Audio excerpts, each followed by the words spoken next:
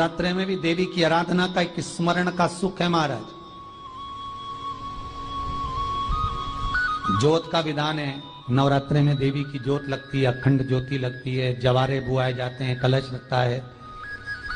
ज्योत का भी विधान है। जिसके यहां दिया अखंड जलाया जाता है, अगर वो दिए की लो, दिए की बाती अगर दक्षिण दिशा की होती है तो उसके घर में साल भर में एक घात जरूर होती है।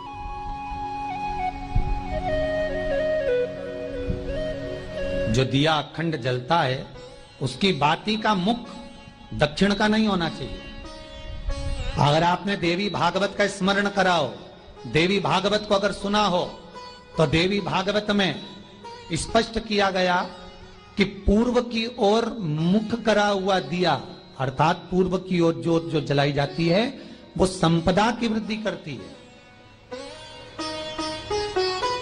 पश्चिम की ओर मुख कर कर जो ज्योत लगाई जाती है महाराज, वो वैभव को देती है। और उत्तर की ओर जो मुख कर कर ज्योत जलाई जाती है, उत्तर की ओर जो ज्योत का मुख रहता है वो आयु की वृद्धि करती है, घर में अकाल मौत को रोकती है।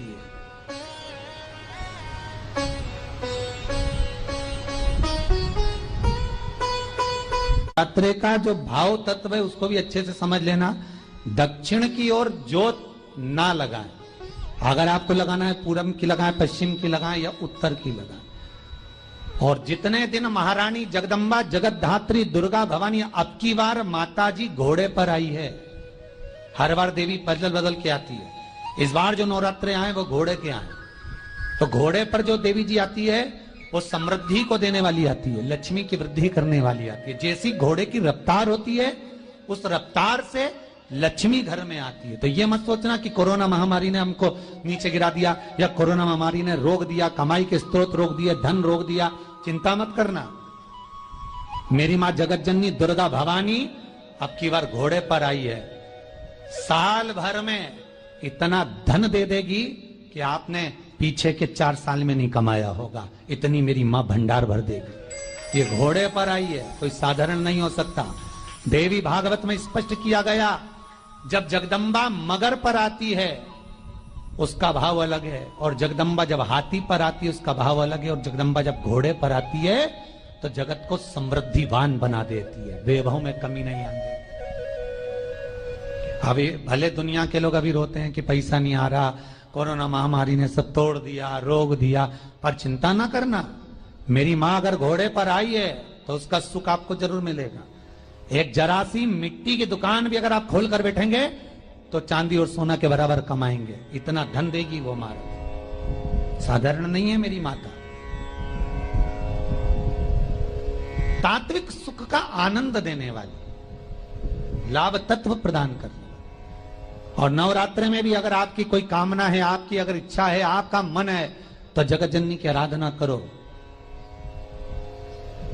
पति और पत्नी में अगर क्लेश है तो जगदम्बा के मंदिर में मक्खन चढ़ाओ, प्रेम बढ़ जाएगा। आपको लगता है कि पति कोई अन्य स्त्री से लगा हुआ है या परिवार टूट रहा है, तलाक तक पहुंच गया है, तो माता के मंदिर में आप ध्वजा लगवाइए, उस ध्वजा पर मक्खन लगाकर लगवाइए, आपको लाभ मिलेगा।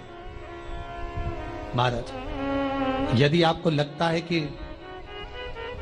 बच्चे बहुत ज्यादा अपशब्द बोल रहे हैं, मुंह चला रहे हैं और प्रेम नहीं रख रहे, तो माता के मंदिर में लाल पुष्प, लाल चंदन और लाल चूड़ी मां को समर्पित करिए, प्रेम बढ़ेगा।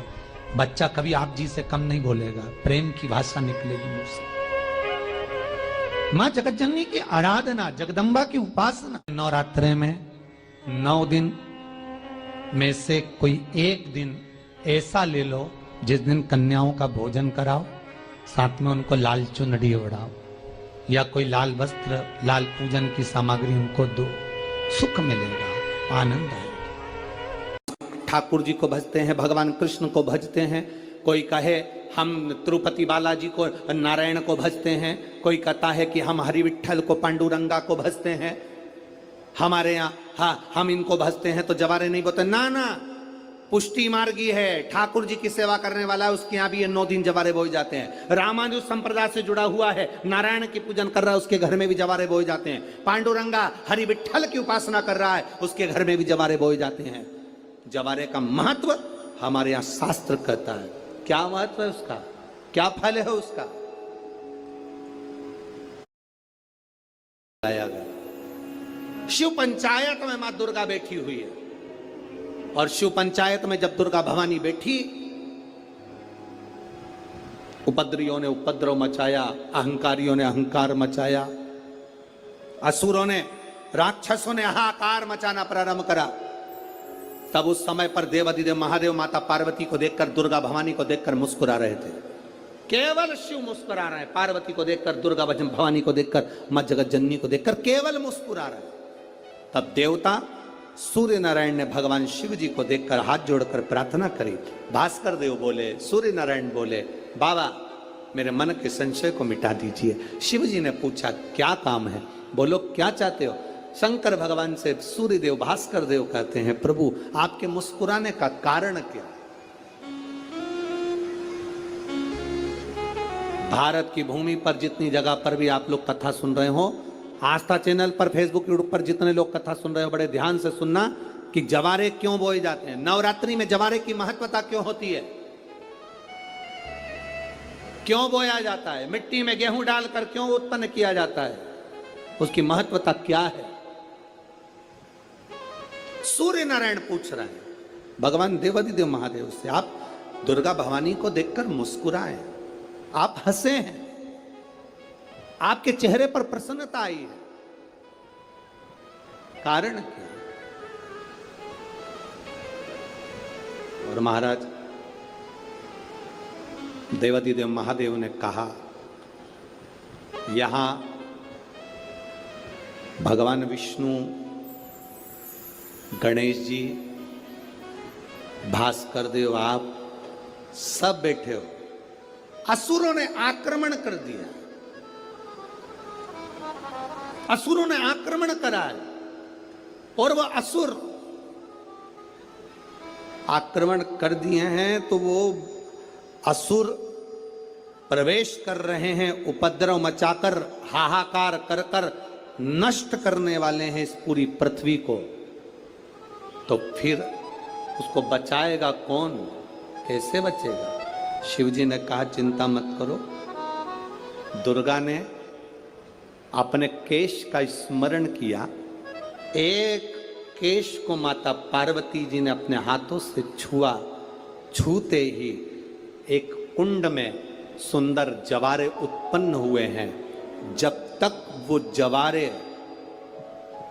बड़े नहीं हो जाते, जब तक वो जवारे थोड़े प्रबल नहीं हो जाते, तब तक एक भी असुर प्रवेश नहीं कर सकता, हाहाकार नहीं मचा सकता और अंदर आ नहीं सकता। शिव महापुराण की कथा कहती है, जवारे जिसके यहाँ बोए जाते हैं, जवारे का, आप लोग कहते हैं कहीं पर देवी जी बैठी हैं, किसी के यहाँ मिट्टी की मूर्ति आई, 21 फीट की, 41 फीट की, 15 फीट की, 10 फीट की, 25 फीट की देवी जी की प्रतिमा स्थापना हुई।